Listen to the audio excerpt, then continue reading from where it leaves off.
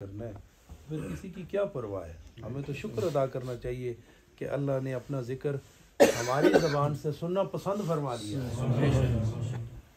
لا الہ الا اللہ الا اللہ الا اللہ، لا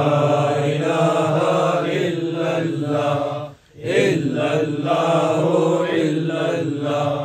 لا الہ الا اللہ الا اللہ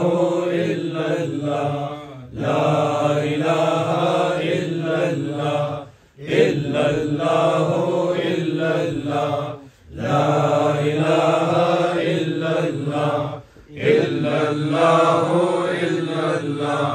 لا الہ الا اللہ الا اللہ الا اللہ، لا الہ